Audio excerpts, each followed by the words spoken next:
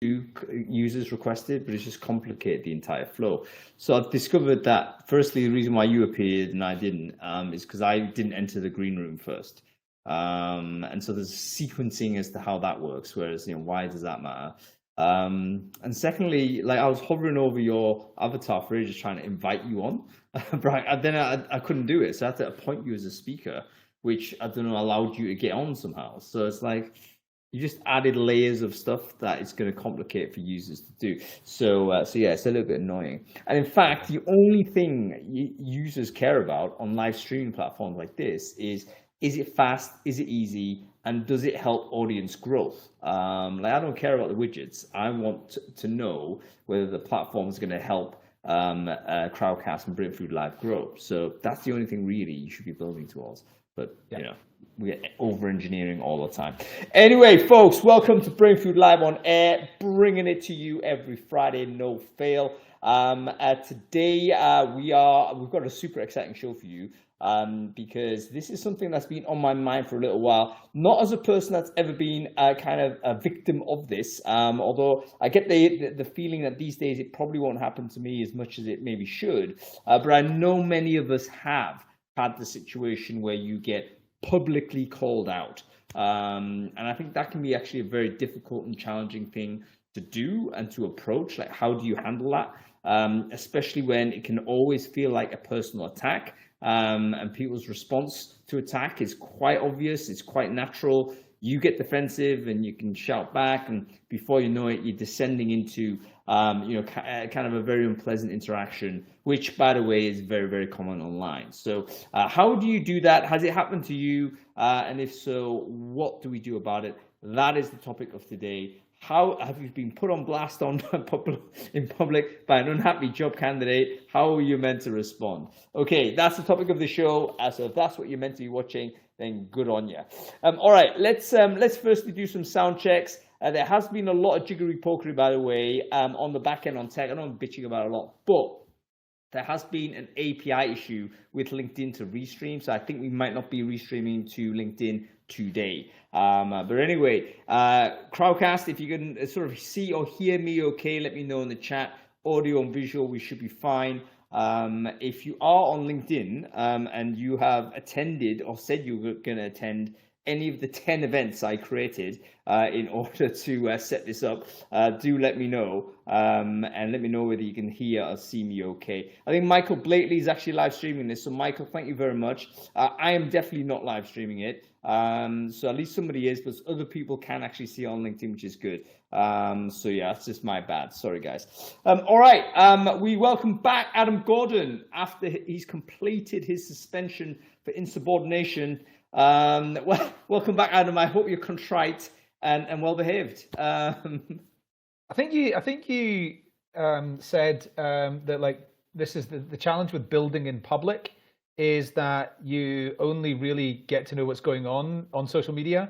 So I found out about my suspension on LinkedIn and found out that it was for insubordination, but I haven't actually got any feedback around what the insubordination was or how I can behave better next time. That feedback's not required in this case. I think it's very similar to like Victorian prisons where it's like, just reflect on your behavior, mate. You know what I mean? Go down for 10 years, reflect on your behavior and come back a Christian man. That's the policy. Anyway. The truth is, I've done nothing but reflect ever since. Yeah. I've spent all my time thinking about it. I know you've been watching every show as well, just like desperate to get on. So yeah, yes. Like all of the twists on the outside. All right, listen, Adam, I hope you're well. And by the way, I know it's been exciting for you as well. I hope this little break's been helpful in terms of you getting your show on the road where you've got to go. Big news happening next week for you, isn't it? So I don't know whether you want to talk about that real quick or whether you want to save it to the big bang or whatnot. Maybe a few words would be useful, actually. Oh, me? Yeah. Yeah. Oh, right. Yeah. Well, look. There's a type of, if you're not familiar with sales enablement, there's a type of like process and professional and technology in mainstream sales called sales enablement, and it really streamlines workflows and makes the job of doing sales considerably less stressful. So I learned about this last year, and I was thinking about it in terms of recruitment, going, why don't we do anything like that in recruitment? Most recruiters I know are stressed out their mind, spending half their day trying to find the content or assets or processes or whatever it is to actually complete their tasks. So, beyond the applicant tracking system, which does a great job of managing your recs, there's a heck of a lot of other tasks that recruiters need to do. So we've built a recruiter enablement workspace. It provides solutions for marketing, operations, learning, and bringing tools together. And we're launching it on the 17th of October. So less than, I don't know, 11 days away. And I'm getting very excited. And I've taken loads of feedback in this private beta program we've been running. And I've been listening to people and going, brilliant, okay, we'll make our baby a little bit better in this area and a little bit better in this area. But now I'm at the point where my baby's absolutely beautiful and well-behaved.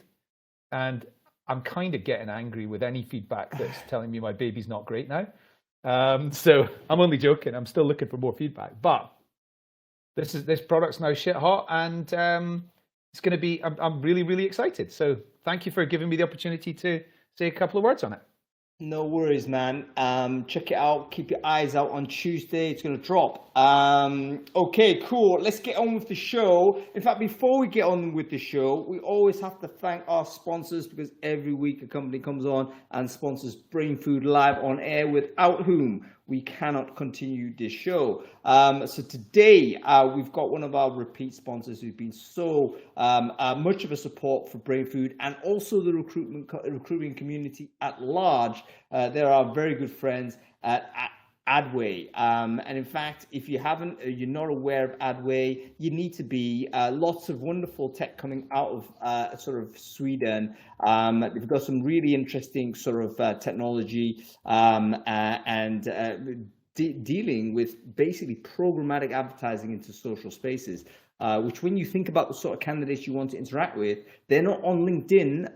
They're not like always on the job boards. They're on social media, on their places where they want to be. TikTok, Instagram, Snapchat, whatever. You want to interact with those folks, you need to be able to put your advert to them when they are wanting to consume information. That's what Adway does, programmatic advertising for social. But anyway, why am I talking to you about this? Because we can bring on the wonderful Sarah Dalsfeld. She's going to help talk us all about it. So let's bring on Sarah and see what she's got to say. There's lots of really interesting announcements as well that you should be aware of with Adway. And I'm going to let Sarah talk about that, because it is something that, basically you need to listen to this lady speak in any case. There she is. Of course, there she is. I tell you what, Sarah, you look always so pro. I mean, for real. I mean, look at this background. Look at the lighting. Yeah, I'm getting the A. Here we go.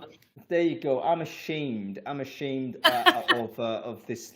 What is this? Off-white stuff. Terrible. Anyway, Sarah, listen, wonderful to see you. Why don't you quickly introduce yourself? Who are you? What it is you do? And tell us what Adway is and who should care about it. Yeah, first of all, Adway loves Brainfood Live, and we love to hang out on you, especially on Fridays, Adam and Hang in the community. That is the best thing ever to do. So yes, my name is Sarah. I'm head of brand and community at Adway, and my work is literally to make sure that our community, customers and partners is in the absolute limelight of talent attraction. And to your point, Adam, there's a lot of tasks on recruiters and TA professionals tables. So we've built during the past 5 years a talent attraction system that really covers it all. So it goes from attract, convert, engage into predicting recruitment marketing ROI and to predict your bottom line impact. So we work in deep dive with AI and machine learning to make sure this happens for global employers.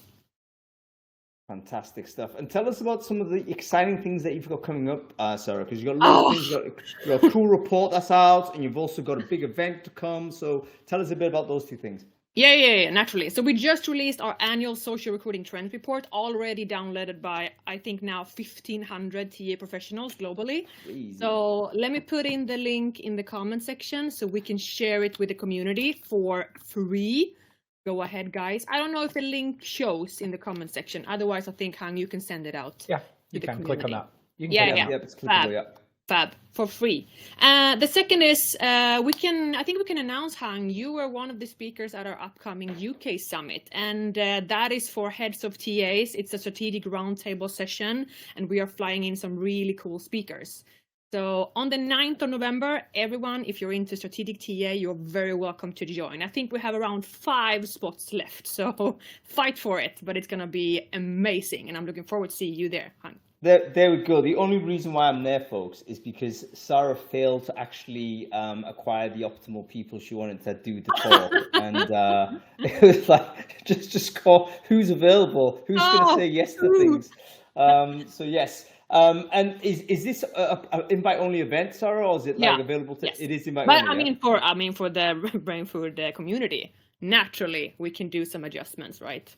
Okay, so if they're interested, how do they get into this? So the link to the landing page to today's event takes them to the summit where you can register. Otherwise, I'll share it again in the comment section, and perhaps, you can.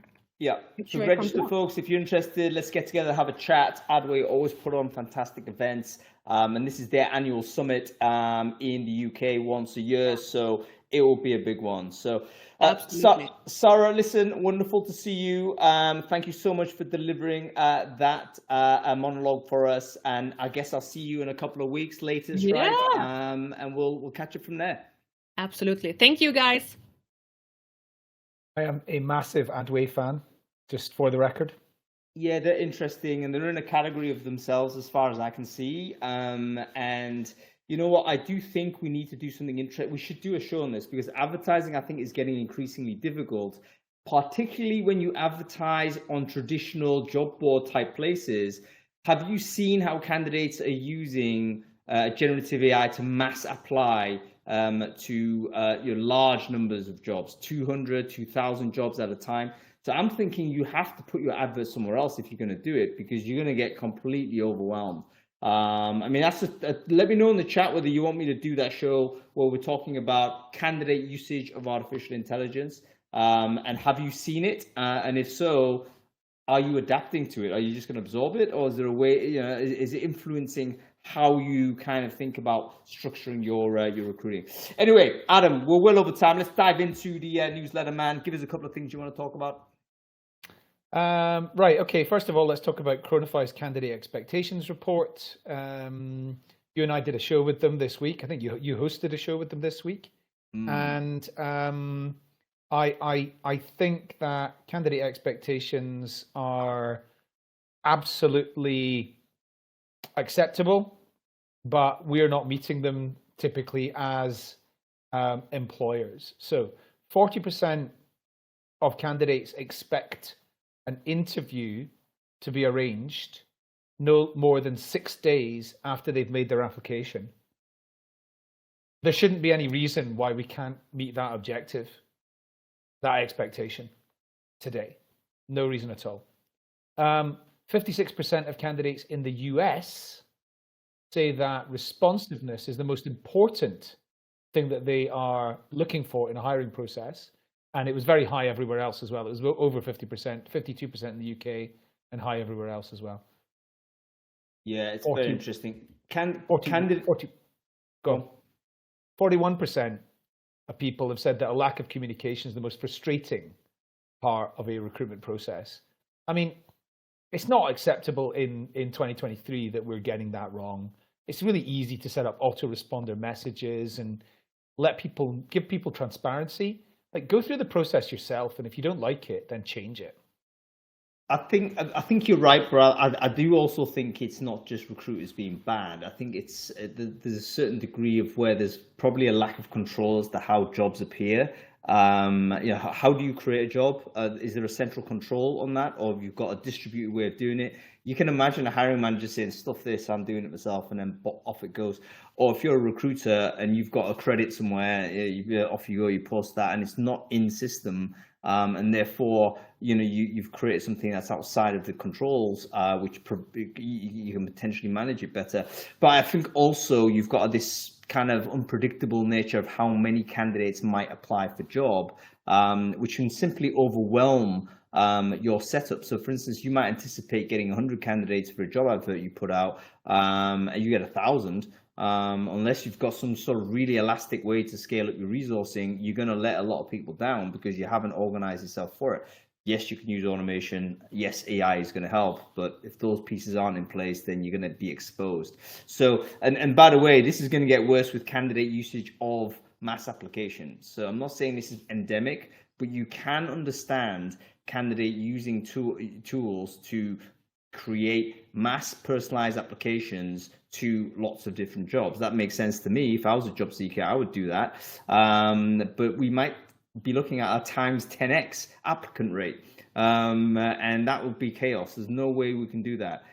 So we need to kind of meet AI with AI, and we're going to end up in that situation where both sides will be using AI to interact with each other before two humans interact. So, you know, we have to get there first. It's going to be very interesting, very exciting, but also I think fairly messy as we kind of stumble towards this future that is definitely going to come.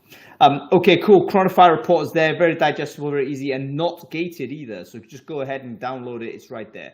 Okay, give us a couple more, Adam. Let's talk about the salaries you've got to pay for AI engineers. So AI appears to be the highest paying job in tech now, with everybody from Goldman Sachs to P&G to Walmart paying six-figure salaries for pretty entry-level sort of AI ML engineer jobs. And famously, recently, Netflix offering pretty broad range between $300,000 and $900,000 for a role as a machine learning product manager, effectively. Yeah. It is the hot job for some obvious reasons, being like the accessibility of artificial intelligence today, and therefore the demands on supply chain for people with those skills. So exciting trend. If you've got kids below the age of about 18, you've got to let them know about this type of work as something they should be thinking about. I think you absolutely need to direct people towards it, even though I'm pretty confident kids are already all over this, because it's ubiquitous. They're going to be well ahead. It's almost like I feel more confident for, let's say, 16, 17-year-olds today, because they're going to enter into a workforce that's already AI enabled. They will coming into AI enabled. The people I feel sorry for are the individuals that may have just got into work maybe 2-3 years or so ago, and they may just be wrestling early in their career, needing to build network, and they've got another thing to learn. It's going to be very exciting. You're grimacing, Adam, and I'll find out why in a bit.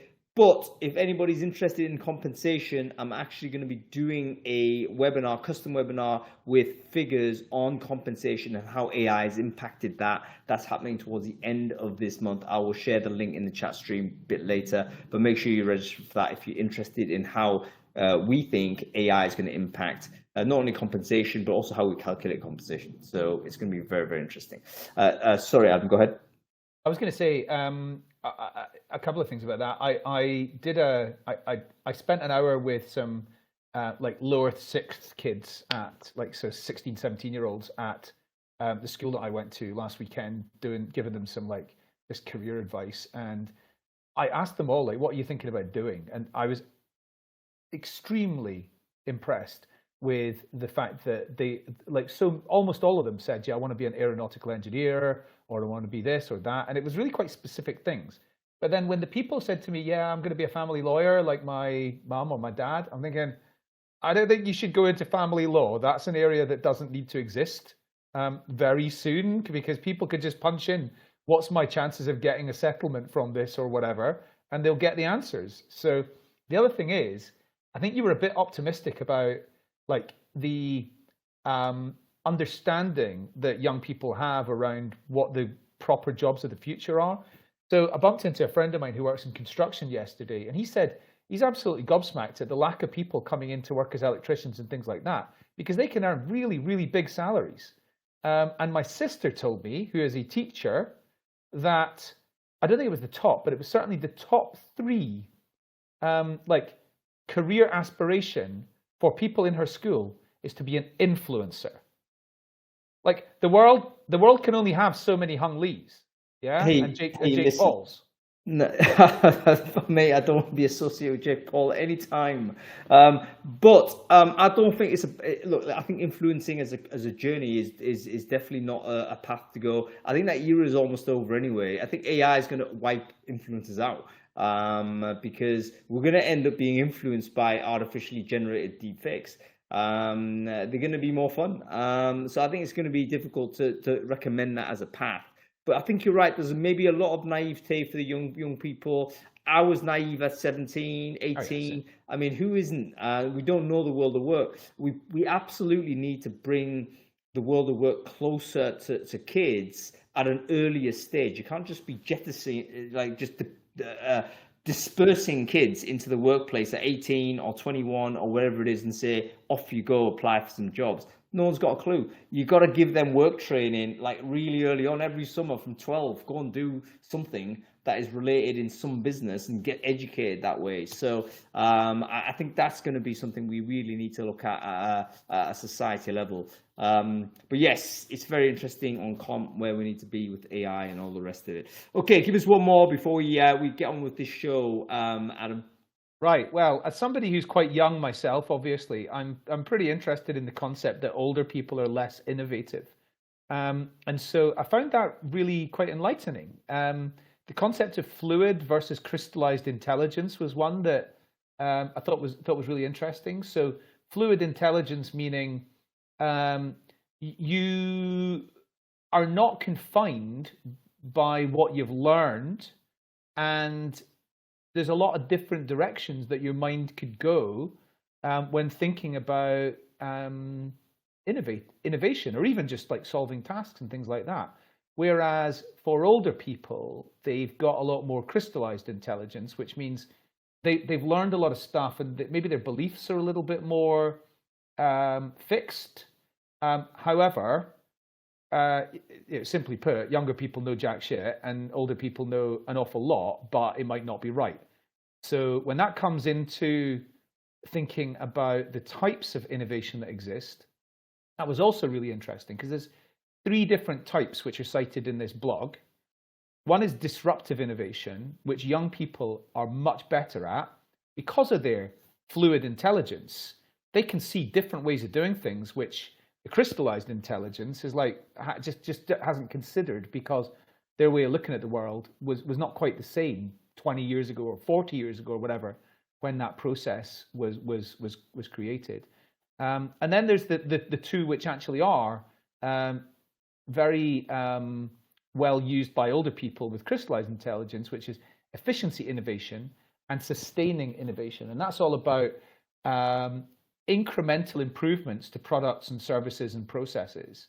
So are older people less innovative? I mean, the answer is no, but they have a different type of innovation that they can bring to the game.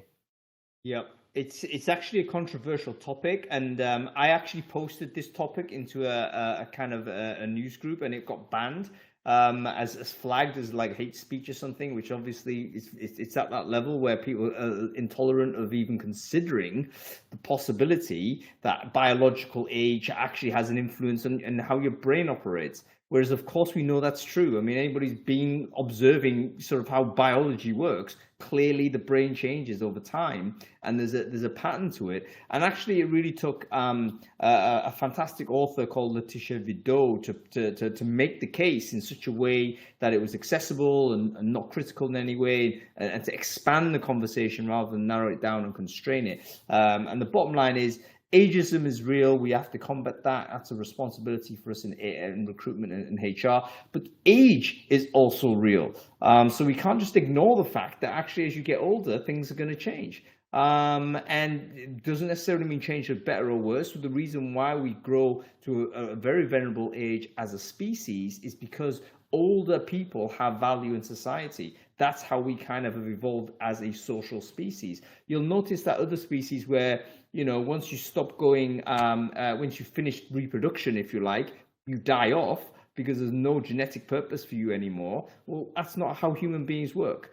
Human beings live far after they finish their reproductive life. In fact, most of their lives are when they're not reproductive. Therefore, we have got things to offer the rest of society. Now, can we create jobs that actually take that into account rather than just ignore the facts and saying, yeah, this is not true? So really important blog. Follow Letitia Vido, of course, wonderful person in our space. All right, we've got to get on with this show because Nadia is waiting for us. And just to contextualize this for everybody, I just wanted to let you know why we're doing this show. We had a really interesting blog post which featured into a recruiting Brainfood of about a month ago, where we had a really unhappy candidate come on to onto LinkedIn and essentially posted a very long sort of critique of her experience going through the candidate journey. And it was like one of those like multi-comment type of posts, which I thought is actually really well written, and it seemed that there was some substance to her annoyance, and it just reflected, okay, maybe this is a kind of experience issue, and it's something that we need to learn from. So I'm going to share that link into the it's a lady called Sarah Frank. So I'm going to share that link into the chat stream there. Have a look at that, or click it open once you sort of listen to what I'm about to say. And then sort of Nadia, who is a representative of the company that was so put on blast. Hey Sarah, how are you doing? Wonderful to see you. I might actually bring you on screen if you're for it in a bit. But then we had sort of a wonderful response. I thought a really strong response from the head of people of the company, and I thought innovative use of the Loom video, innovative sort of use of being public and being sort of really prompt, I believe, in that response. So I thought that was really great to see. So I'll also share the Loom video for this, and I don't know whether you get the time to actually watch this, guys. So obviously on screen now. I'd love to play both things for you, but I understand from sort of crowd capture, I'm not able to do that, and you won't be able to hear anything. But their assets and sort of resources would give you a bit of context as to where you're at. All right. So before we bring Nadia on and possibly Sarah as well, Adam, I want to go to you first. Have you ever had this experience where there's been something's happened and then it's gone public? Basically, the criticism's going to come at you in a public way. I mean, other than you, not really, no. But I mean, I've got a pretty straightforward playbook for this. If that happens, and that would be bring my gun to the knife fight, fight fire with fire, don't back down. Complete this sounds like terrible advice. This sounds terrible. I'm only joking. I look forward to finding out what the experts say. No, but I tell you, that's sometimes a technique. I mean, it's not a pleasant one. But when you have this in online arguments, don't you? Where if someone's upset, the other person completely overreacts in an effort to basically make sure there's no response back and to kill the conversation off. Often doesn't work because that overreaction stimulates a responsive overreaction, and then you get a flame war, and then it's a complete disaster. So that also is not a good thing. I have to say from my side as well, I don't have a huge amount of experience of this. I mean, there's been occasions where people have had a go. There's been occasions where I've actually disgraced myself and, unfortunately got involved in such a conflict. And I actually taught myself a lesson never to do that again. Because I realized I went irate super, super fast. Like I went to nuclear amazingly fast on a person that, firstly, I didn't even know. I never heard of before. And, 5 minutes ago, I actually didn't even know this person existed. And I had to check myself because my temperature was at like 150 degrees C to the point where I was looking the guy up and thinking, where does he live? That kind of level. And I said, what the heck are you doing? What are you going to do, hon? Are you going to go see this guy? Are you an idiot? So that's when I realized, okay, you have literally gone off at the deep end. You've lost your sanity. You need to just step away and examine exactly how this happened. And since that time, that's why typically I don't get involved in conflict at all. If someone has a go, you just got to let it slide. It's like there's nothing I can do. So yeah, it's difficult. But let's see how we're going to go. Nadia, I'm going to bring you on first because that was the schedule. Let's do this. And then we'll see what this experience is all about. Nadia, I believe you're N. I think this is true. Oh no. Is that right? One of these I where can't wait for the day somebody comes on and it's not the right person. it will happen one of these days. But Nadia, I reckon that's you. It's like I should instruct people to put their names on. I think you do instruct that, don't you?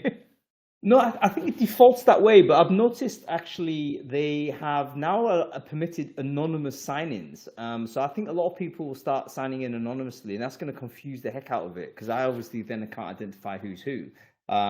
So yeah, whoever's sort of in as N, you've been invited. And Nadia, I hope that's you. If not, please make yourself known in the chat, and we'll see where we're at. Yeah. Oh, by the way, folks, if you can do me a favor, I'm getting loads of DMs on LinkedIn. They're saying, "Hung, where's this show? It's not happening." Would you mind just taking the URL of this show now, paste it into LinkedIn somewhere, and saying, if you want to watch this, click on that and register. Sorry, everybody, but basically, it's not gone out to literally the 10 events I've created in a row, so it looks really bad. So loads of people sign up to those events and it's not actually playing, so it's like a bit of a disgrace. But yeah, I'm blaming the tech. So all right, I don't think Nadia's here. Is that right? I don't know. All right, we'll have to see where we're at. I don't know. Show more. Cool. Oh yeah, by the way, folks, whilst we're kind of fiddling around with this and we're making sure everyone's able to get on screen properly, why don't we take a moment, as we always do in any case in this show, grab your LinkedIn URL and share it in the chat stream, and make sure you connect with everyone who does the same. I don't know whether anybody's aware, but I think there is going to be some sort of restriction on LinkedIn. So in other words, the numbers of invites, I think, are going to be additionally constrained.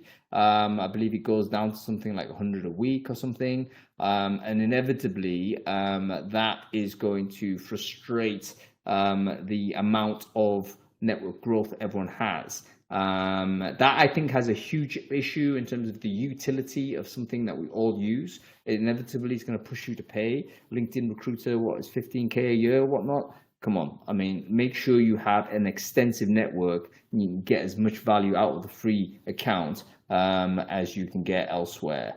All right, I don't think, has Nadia made herself available? She literally did message me to say she was here, but I think maybe... Nadia, comment in the chat. Yeah, Nadia, can you comment on the chat? I can't read anything else. Let me just see if she's emailed me. Okay, she has emailed me. Nadia, I need to. You might be there, but I need to know what your name is, basically. And I think it is N. All right, she's definitely here. We just got to be a bit patient, guys.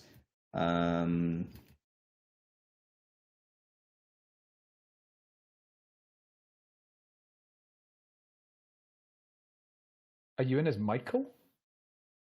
Don't know. There's a Michael has said Nadia is here with. Michael, is that you? Could be. Michael, is that you, Nadia? Oh, so Michael's saying I can see her. I can just see an N, but she's already been invited though. All right, I'll tell you what I'll do. I'll uninvite and re-invite. I think that's how it works. Okay, cool.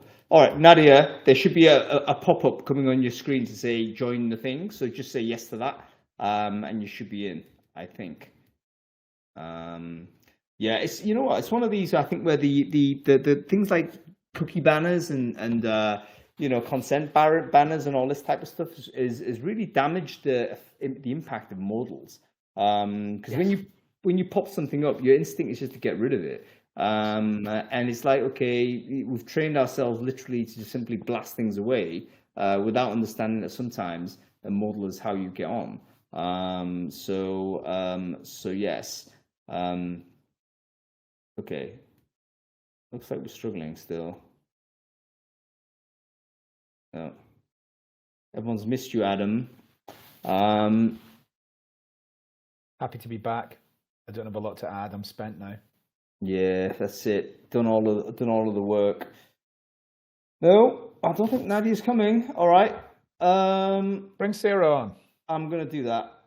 So Nadia, we're gonna bring you on in a moment. Have a fiddle with it. Let me know in the chat where you're at though, because I'm just a little bit thinking, why is it that you can't come on? I wonder whether that's something to do with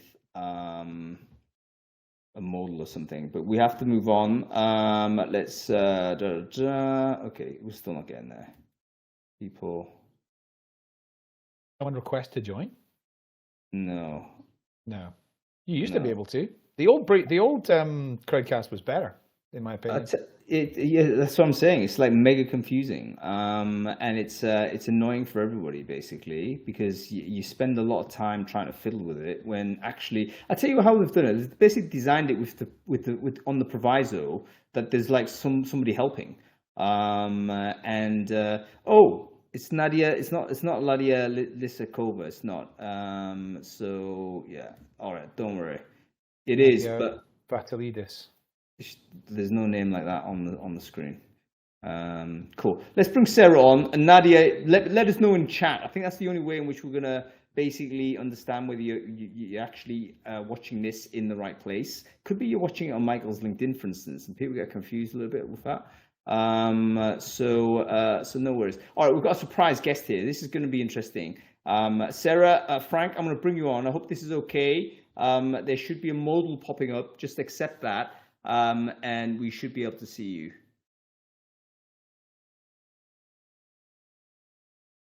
Jim said you can request to join.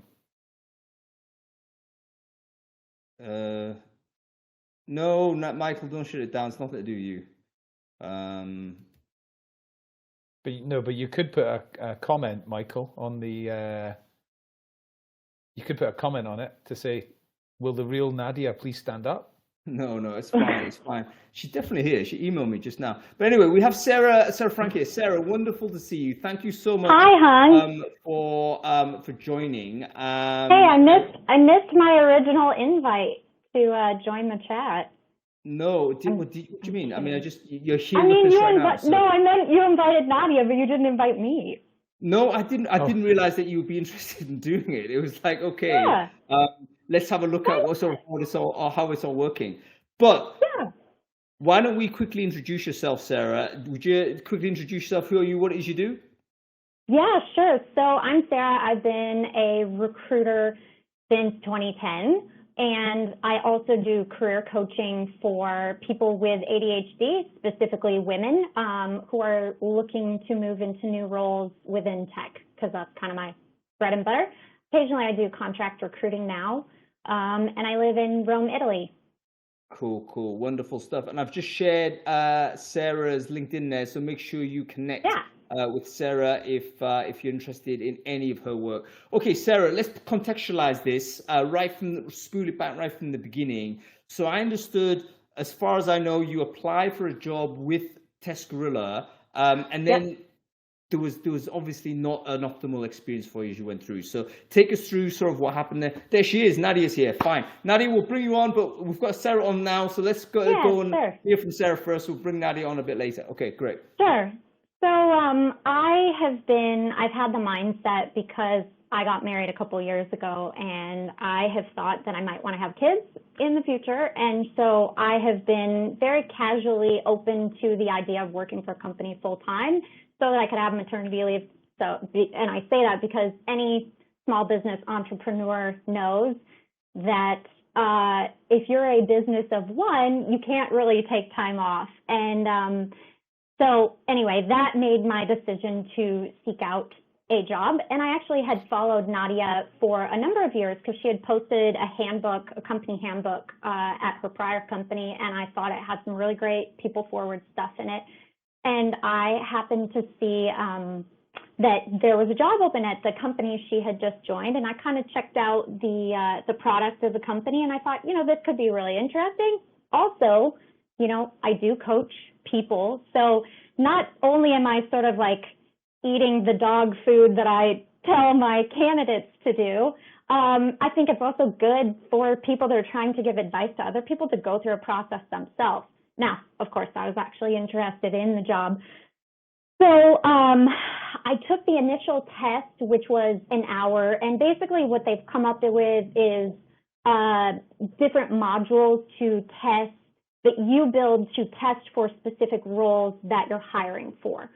So for the recruiting, there were a few different things, not just like recruiting. It was also like logic and a couple other, and without pulling up my post, I probably won't remember all of those details. But so there are a few different things that it tested you on. And basically, if you're above the bar, you get to move forward in the next step. So I was above the bar, and I was contacted by their recruiter. And this is kind of where like my hackles got raised just a little bit, because one of the things that I have really tried to focus on is being an excellent communicator to my candidates, because I know how crappy it feels to be ghosted. And part of the reason why I do career coaching, and I've done it since 2017, is because I think that if you as a recruiter are not kind of in the trenches and know what people go through when they're applying for a job, it can make you really jaded and start seeing people not as people, but as resumes. And so all of that is to say, my hackles got a little raised because the recruiter emailed me on a weekend where I had a family emergency and I was out of town. And it was like end of the day, we were going to visit a family member in the hospital, and I didn't happen to see the invite inviting me to an interview that I believe was like Monday. Well, because I didn't see it, I was never asked, hey, what is your availability? And so it was kind of assumptive, and I just personally, that's not how I recruit. Is I try to be flexible to the people that I'm working with. And so when I said, hey, I had a family emergency, I'm so sorry I missed that. I have been checking my email, and I just happened to miss this. I'm super sorry. I'm still interested, and so we rescheduled. So on the call, in talking to this person, I found out what the steps of the process were, and I also found out information about the role and the job description that I wasn't clear from the job description. So the second part that kind of raised my hackles was that I thought the job description was a little, I mean, there were aspects of it that were incorrect, but it also felt a little unfair that some of those details wouldn't be given to people before they spent the hour taking the test. So for instance, this is a contractor role. It's not a full-time role, but it's not phrased as a contract role anywhere at the time on the job description. And to me, I think that that's just like bad. I wouldn't do that. Disrespectful. Because, yeah, I thought that was disrespectful. And on top of that, you know, I chatted with the recruiter. I had a great call. They were going to be going on vacation, and I didn't know this until I emailed them, which is another thing. I feel like you kind of, and I don't want to lay into the recruiter too hard, because like we're all human, and every recruiter is the best recruiter somebody's worked with, and that same recruiter is the worst recruiter somebody's worked with. So like, I get it. But I say that because once again, it wasn't, what's your availability? Could you share a calendar or something? It was like, here's when you're talking to this person. So after I chatted with them, I emailed them and the recruiter, and I said, hey, just wanted to let you know I will actually be, or I think I said a thank you first, and I got a response that they were going to be going on vacation. I said, hey, actually, I got their out of office, not a personalized email saying, hey, here's what is going to happen because I'm going on vacation. Here's when I'm available, which again, I think is kind of like client forward, which you need to be doing. So I'm trying to wrap this up quickly. So after that, we're going back and forth. I had a great conversation with Beverly, who does their HR, and she's really awesome. And I thought, this is the person I can solve tough problems with. And I think, you know, maybe these issues that I'm having, we can talk about it in the future and make it better for everybody. So I'll continue with the process. So then I was leaving on vacation. She wasn't back. And I had a funeral. That family member that we went to visit in the hospital had passed. And I actually had like a court deposition for something. It was just a lot. I didn't push back in the way that I should have to say, hey, look, when I got the email that said the next is a 3-hour assessment, when are you free? And so it had to be coordinated quickly. And I said in the email, is this paid? Or do you donate to charity? Tell me a little bit about that. I didn't get an answer. And this was my bad. I should have said, or sent a receipt afterwards and said, here's my contracting fees, here's how you can pay me for the work I just did for you. And I say that because the assignment I was given was to talk through how I would implement a software for the company. I'm not trying to rat out their whole well, maybe I did on LinkedIn. So they wanted me to implement an ATS. And personally, that's like a rec ops job. That's not a recruiter job necessarily. And there, once again, was no mention of this on the job description as part of the job. And I would think if this is the most important thing that they are looking for from a hire, that they would have that in the job description. So that is where all my beef came from. I don't have an issue with the company.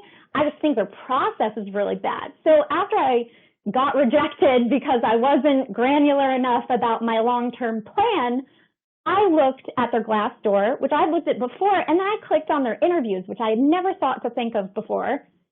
And there were multiple places where other people had mentioned that they had a horrible experience. And I thought, you know what?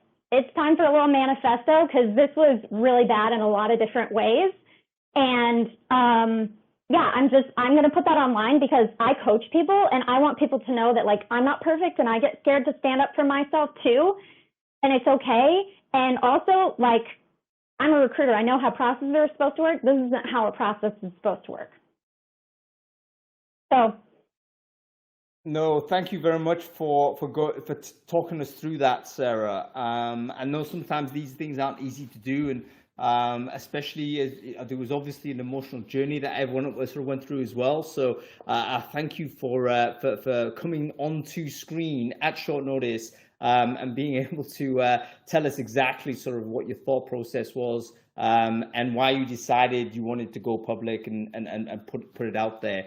And the critique, I think, is worth reading. I've shared it into the chat stream there previously. I think it's still on Sarah's sort of feed. So if you want to check out sort of the commentary on there, please do that. Sarah, I wanted to also, before I bring Nadia on, and I might not sort of, I kind of might switch people on and off. I don't want this to be like a massive bun fight. No, you're fine. Even though I know it won't be, I want to do it probably in that style. But I wanted to get your feedback on her feedback. I mean, what did you think of the Loom video that she recorded and that type of response? How did that make you feel? And what are your thoughts on that sort of after having witnessed that video? Well, I mean, I knew what I was doing when I tagged the company and et cetera. Like I was doing this because I thought this is a way to cause change because this is a terrible process. Nobody should have to go through this process in this way. And that was what I wanted. I was like, I'm not going to work for this company and that's okay. But I wasn't necessarily expecting a response because I think a lot of people, a lot of times HR tells people not to say anything. I appreciate a response. I think it is so much better than nothing. Where maybe I wish that the response would have been a little different was I didn't get a good idea for like, and maybe it isn't the business of everybody, but I think it would have been a harder selling point for the company and better PR if they had said, here's where we're going to make changes. Now, by not saying that, you could walk away with it going like, well, do they think they were wrong? And are they looking to make or create changes for the future in this process? Okay. Yep. I get it. So essentially, appreciation of the video and the response. I agree. In most circumstances, there wouldn't be any like public response at all. It might have been, I mean, my approach, I've got to be honest, would have been just to let it slide. So I probably would have taken the coward's way out, I have to say. But the response was there, and also, but you're saying as something that might have been improved is that what are the changes that are going to be enacted? Okay, can you share the specific post again? Yes, we can. Someone can do that. Thank you very much, Jan. Sarah, listen, stay on the call. I'm going to get you off screen now. I'm going to get Nadia on, and then we'll get her side of it. And I want to see sort of what the psychology is from the business and how to respond to critique of this type. So thank you so much for joining us, Sarah. Wonderful to have your contribution, and it's unexpected but wonderful surprise. Yeah, thank you for having me. That's great. So that was Sarah's point of view. I think, you know, everyone seems to be pretty sort of understanding, I think, of that experience. It seems that, okay, everyone's had bad recruitment experiences also as candidates. So we all sort of understand what that journey is. Let's bring on Nadia. Let's see exactly what that response was and get her thoughts on this. Nadia, you've been very patient. Thank you very much. Also for wrestling with the technology there. Okay, finally, let's have a go. You know what, just on this note, it was because of ad blocker, and I use ad blocker as well, which blocks obviously pop-ups, but it's one of those things that, you know, we've trained ourselves to try and avoid. So yeah. Well, it wasn't feedback blocker, was it? No. Let's have a look. Hopefully this will work. Like drum roll. No, I mean, I tell you again, I mean, just noticed that Nadia chatted to me in back chats. It's like, I can't check that, I'm on air. But you know what, it's not your fault. So Nadia, thank you so much for joining the show and for persisting in wrestling to get on. So I appreciate you very much. Nadia, why don't you quickly introduce yourself? Who are you, what it is you do? Thanks, Hung. Nothing quite like a Mac blocker on the pop-up. I've used so many platforms, but I've never used Crowdcast, so I've learned something new today, and my settings are ready for future. I am head of people and culture at TestGorilla. I'm ex-GitLab, one of my favorite open source DevOps company to this date, still a tiny stock options holder or shareholder, and previous VP of people at remote.com. Fantastic stuff. Nadia, thank you so much for joining us. And obviously we had a surprise. We didn't anticipate Sarah to be available, but she came on. She also kind of explained her perspective, which I thought was really valuable and insightful. Let's sort of deal with firstly sort of how the Publicity first came across your sort of radar, because I understand you weren't the direct recruiter in this position.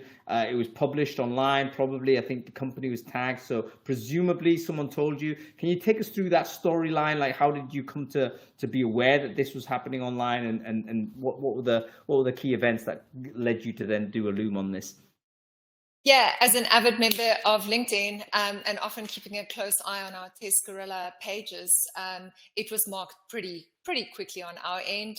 And so it wasn't difficult, you know, to get a notification on it. I do follow TestGorilla and I'm an admin on TestGorilla's page as well. I think when I see things like that, and it happens often in the world of open source and companies that are willing to build in public, first of all, this is not the first time I'm getting constructive public feedback, right? And I think, but that's not what it was about, right? Sarah wanted to get our attention and make sure that we constructively look at the things that bugged her, right? And all feedback is good feedback. I live for constructive feedback.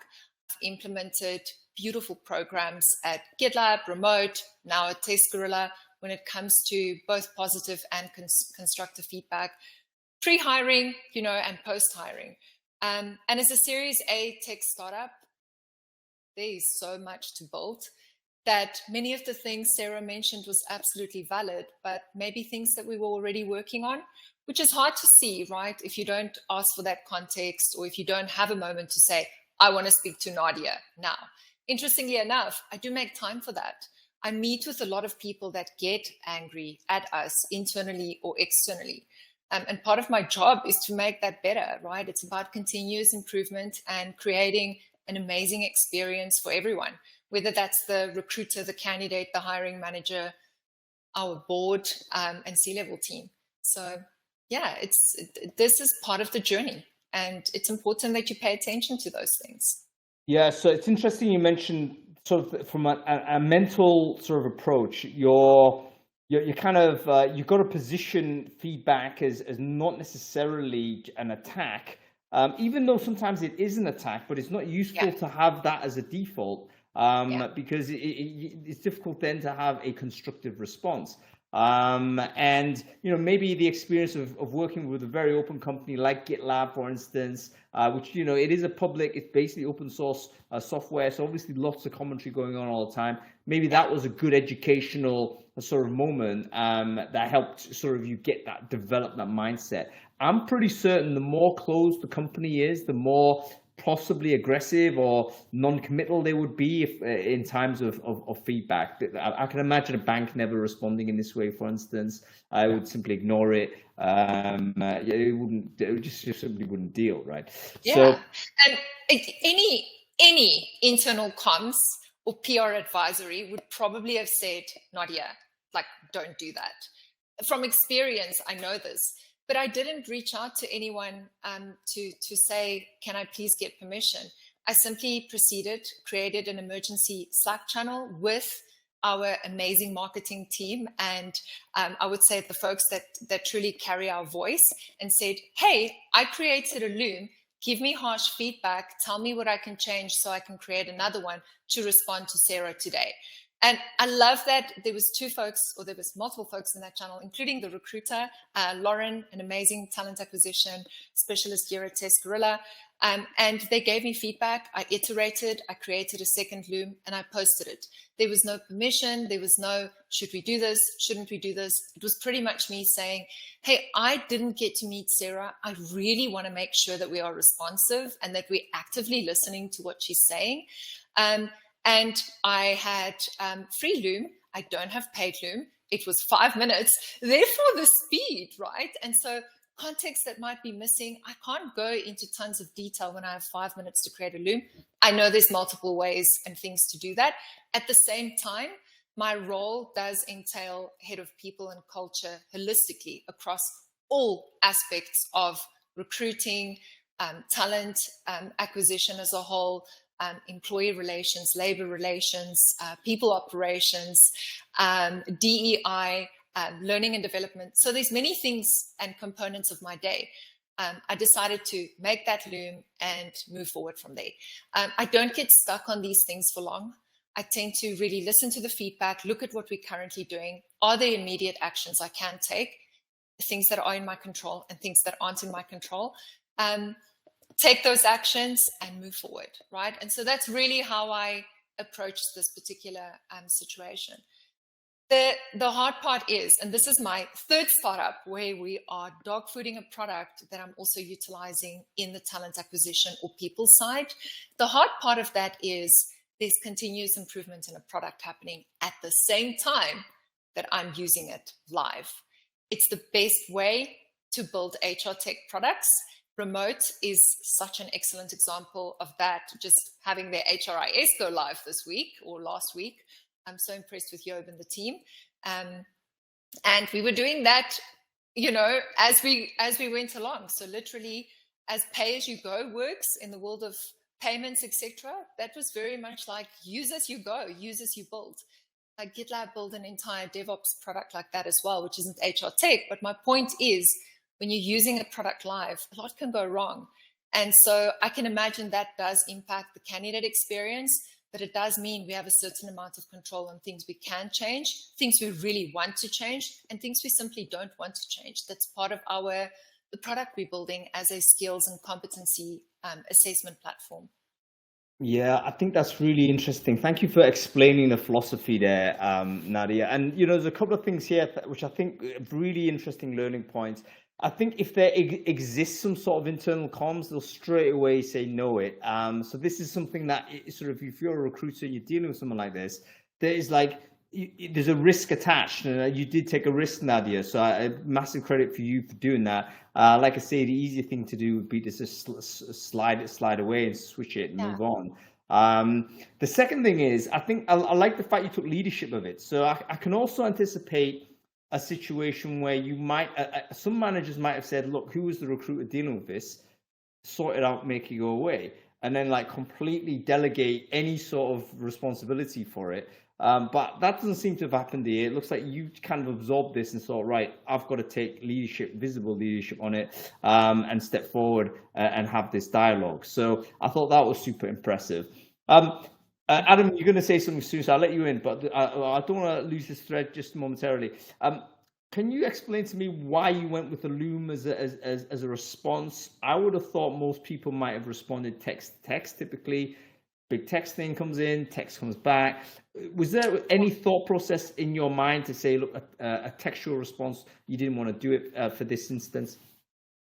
As someone that's worked remotely since 2013 and GitLab since 2016, people read so much tone into text, whether it's intentional or not. I've learned the hard way that sometimes adding a voice, ideally with captions, so to be very inclusive, but adding a voice, adding a character to that messaging really has an impact. Everyone at Remote, GitLab, and TestGorilla might hate or love me for it, but I am that Loom person. I love sending a little voice note or a little video. And so this is also deeply personal to me. Text can often read tone, and I really don't like that. I built asynchronous work guides, so I do guide inclusive language, how to use text in the most intentional and clear and direct way. At the same time, there was a lot to respond to in those threads, and I wanted to collectively, I did document every single one of them, and we're still working, through them internally. And I'm happy to share the actions I've taken pre Sarah's message and after her messaging on LinkedIn. But ultimately, a video works better, in my opinion. I would always recommend it.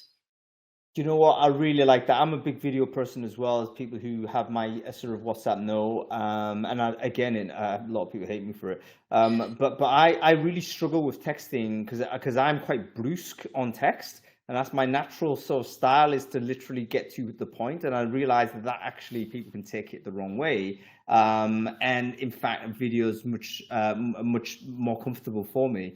So yeah, please do watch Nadia's Loom video. I think it's a really good example of how to deal with online, any kind of criticism, public or private. I think there's some techniques that we could learn there. So the first thing was to recognize that that you've heard the critique. Like the number one thing to do when someone is not happy is to actually just listen and to make very clear that you've heard. Because you can go straight into rebuttal without sort of having heard. That's no good. That's straight away going to create more and more conflict. So you've got to recognize that you've heard the person. And in fact, most of the times, if you think about when you have a fight with your family or you have a fight with your partner or whatever it is, the core reason is that one party feels that the other party hasn't heard them, and you're fighting to be heard. That's why you raise your voice. So very, very important you register that in the first instance. Adam, I've been talking a lot, so I think you want to say something, or at least you got a strain in your face for some reason. So please do say something. Thank you for that commentary. So I just want to say I think Nadia chose the right medium because she's very believable and articulate, and so I think that video was the right thing to do. But I also want to say that your comment about Nadia took a risk in doing it this way. The flip side of that could be Nadia would have taken a risk in not responding. And for a big, I wouldn't name companies, but for big utility companies and banks and things, they're not taking a risk. Everybody thinks they're shit anyway. Whereas TestGorilla is not a brand that everybody's going to know about, and so you don't want first thing people find on Google about TestGorilla is somebody's had a bad experience with them.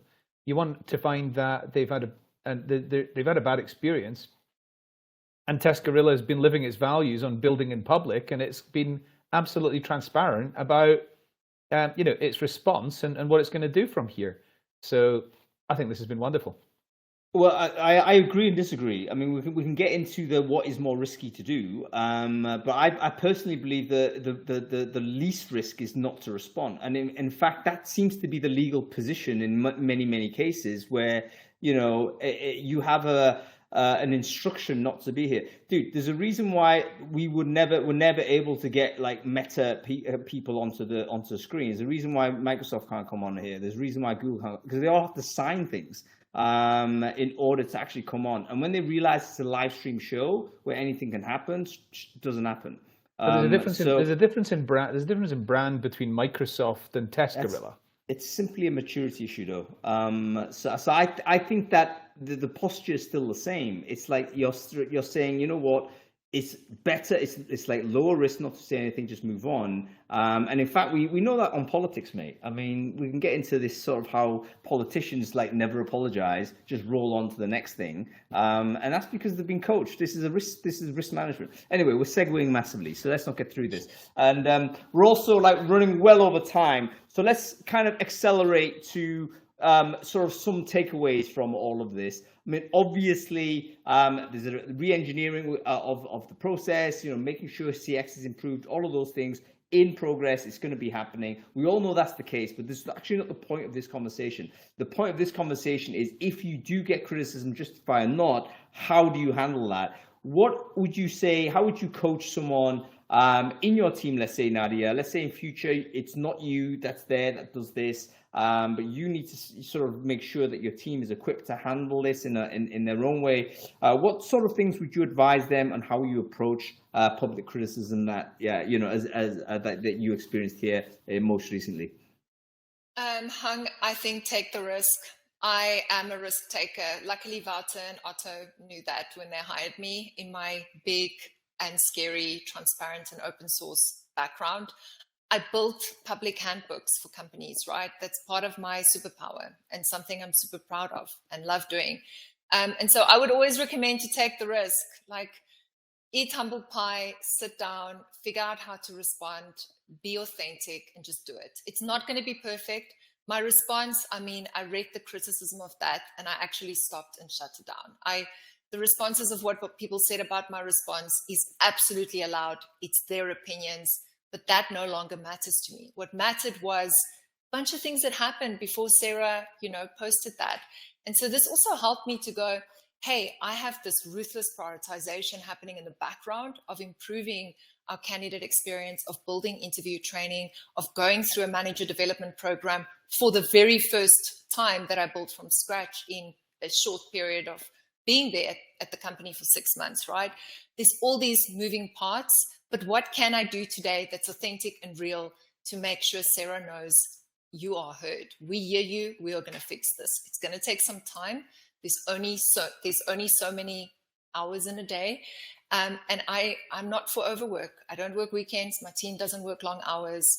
We focus on building a sustainable and efficient company, right? And the Series A means long road ahead, right? And so I think, that authenticity really matters. Respond to Glassdoor reviews. My goodness, I read so many company reviews that doesn't respond. We have made a stance since I've joined to respond to every single Glassdoor review. All the managers at TestGorilla would happily come on here live and tell you how I've pulled a feedback item, created a channel, asked them, hey, this is about engineering. What can we improve? Why does it work like that? What can we change? What should we iterate on? Why should we iterate on it? So I think it is really about doing the work, doing that hard work in the background, figuring out what's not working. On the scheduling aspect, if things couldn't have gone worse that week, we were in the middle of an applicant tracking system implementation that, of course, had to integrate with our very own product and with the HRIS we were using, right? And so it was chaos, but that's okay. Those things will always be there. Business as usual will continue to run in a startup environment as you move into scale-up stages when you have the teams and the processes established. We're not there yet. I'm very excited about the things we're building.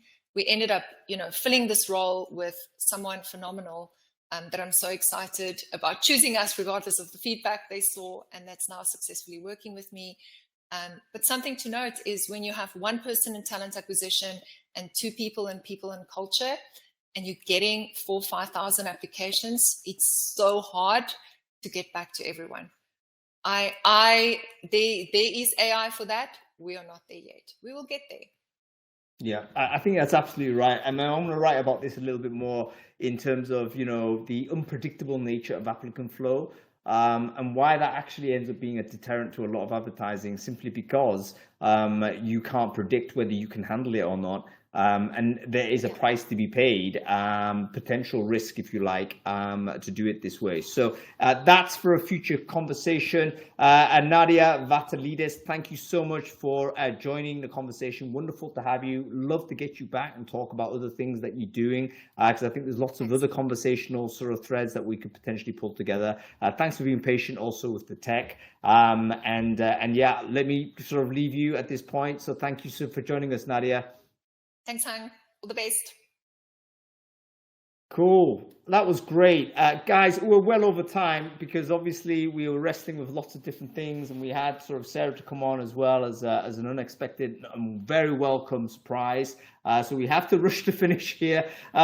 Folks, thanks for watching. I hope you've enjoyed the show. We're going to be back next week. We're going to be talking about women in tech, how to make it work for women in tech. And we've got Fionnuala O'Connor, I believe, joining us. She's done some research and data on this. It's been a persistent problem in terms of changing the kind of demographics of the people in technology, particularly in the engineering sort of focus. It's still around 5, 6, 7% of hardcore engineers, if you like. They're women. 90+% are men. Why is this? Why is it persistently this way? Can we do anything about it? That is the topic of the conversation next week. Make sure you follow the channel and join the show next week. We'll see you there next time.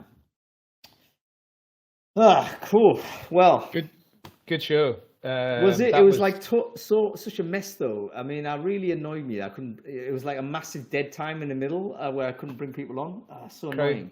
Crowdcast isn't. It's honestly gone backwards, I think. So I'll tell you what they do. I'll criticize them on this, but they've basically built in a lot of Zoom features in. They've looked at Zoom as, this is the tool that everyone uses, and think, I'm going to start putting back channel chats in. I'm going to start putting in all of these like random features, which I, as someone on screen, literally can't look at. Do you know what I mean? I think they basically build it for someone who's got like a team on the back end, doing all the bits, and then like whoever's on screen is actually not like actually operating it. Can you switch that off? You can roll back. I don't think you can roll back to V1 anymore. So no, but you might have the ability to switch it off in your environment though, just so that it's not available. You might not need all the functionality available within your environment. It's default features, mate. It's literally nested in everything, so it's like not easy to find the things you got to find. Anyway, right. Listen, what are you doing this weekend, mate? Anything interesting? Playing rugby tomorrow. Are you? Yeah. Dude. First game of the season. Playing against White Craigs. Still hoping I'm not. I've never been promoted to the forwards yet. I'm still a back. Mate, one of these days. In fact, this is where comedy injuries start occurring, mate. You're doing a warm up and then boom, Achilles is gone. Done. Yeah, my mate messaged this morning to say that he went out for a run this morning in preparation for rugby, right? And he he had a ping in his leg, and he's like strained something or other and won't be able to play. And I reminded him that, to be honest, at this point he should be tapering down his fitness in the run up to the game, not starting to do it. But I'm going to touch wood when I say this. Broke my ankle. It was almost exactly 9 years ago, actually, on the pitch. I've not had any injuries before or since. But that's what I'm doing. And then I'll tell you what, boxing Saturday night. Who's on? Josh Warrington and Lee Wood, and it's going to be a barnstormer. What weight is that? Is that a cruiser or something? No, it's it is it's the one below Josh Taylor, light welterweight, something like that. So it's nice. And yeah, no, it's good. Leewood's a world champion. They've both been world champion twice. Big grudge match. Leeds against Nottingham. It's in Sheffield, bang in the middle. So that's going to be pretty good. What about you? Good watch. Don't know, man. I mean, I've still got my mum with me, so I'm basically going to be doing stuff for her. So she's here till the 19th, so I'm going to spend a bit more time and make sure, take her around a few places. I've looked to see those things. Cool. All right. See you later. See you later.